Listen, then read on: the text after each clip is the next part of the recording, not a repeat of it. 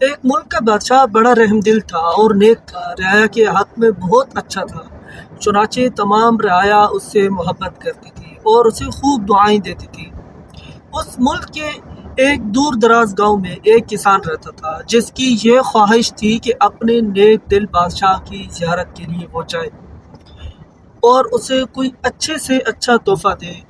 اس نے بیوی سے مشورہ کیا کہ میں بادشاہ کو ملنے کے لیے جانا چاہتا ہوں اور میری خواہش ہے کہ میں بادشاہ کو کوئی اچھے سے اچھا تحفہ دوں، تو تم میرے اس معاملے پر میری مدد کرو کہ میں بادشاہ کو ایسی کیا چیز دوں۔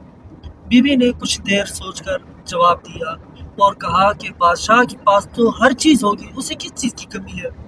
ہم اسے ایسا کیا تحفہ دے سکتے ہیں جو سب سے الگ ہو؟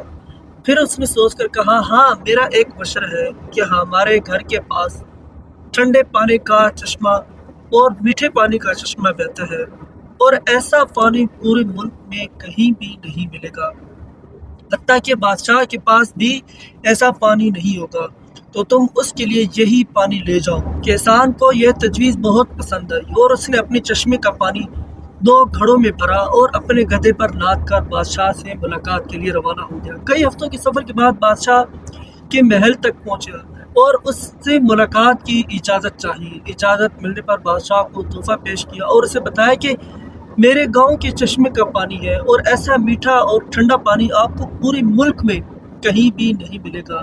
بادشاہ کے اشارے پر وزیر نے گھڑے کا ڈھکن ہٹایا تو کئی ہفتوں کی سفر کی وجہ سے پانی میں بدبو پیدا ہو چکی تھی۔ وزیر نے بادشاہ کی طرف دیکھا اور بادشاہ نے اسے خاموش رہنے کا حکم دیا اور بلند آواز سے کہا، ہم اس تحفے سے بہت زیادہ خوش ہیں۔ پھر خزانچی کو حکم دی کہ اس کسان کے گھڑوں کو سونے سے بھر دیا جائے۔ کسان بہت خوش ہوا۔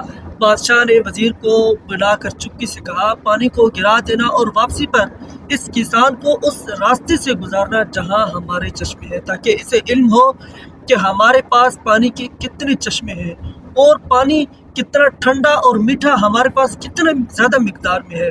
چنانچہ جب کسان کو انعامات دینے کے بعد ان چشموں کے پاس سے اس کو گزارا گیا تو وہ سمجھ گیا کہ اس کا تحفہ کتنا حقیر تھا، لیکن بادشاہ نے اس کے حقیر تحفے کو بھی قبول کر کے اس سے انعامات سے نوازا۔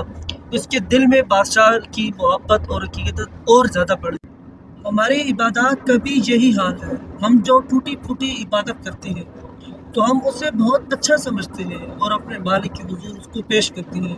ان عبادات کی حقیقت معلوم ہونے کے باوجود وہ مالک الملک نہ صرف ان عبادات کو قبول کرتا ہے بلکہ انعام کے طور پر بیش بہا نعمتوں سے بھی ہم کو نوازتا ہے، حالانکہ اسے ہماری عبادتوں کی ضرورت نہیں ہے۔ خالق کائنات کی عبادت کے لیے تو اس کے لاکھوں اور کروڑوں فرشتے ہی اسے کافی ہے۔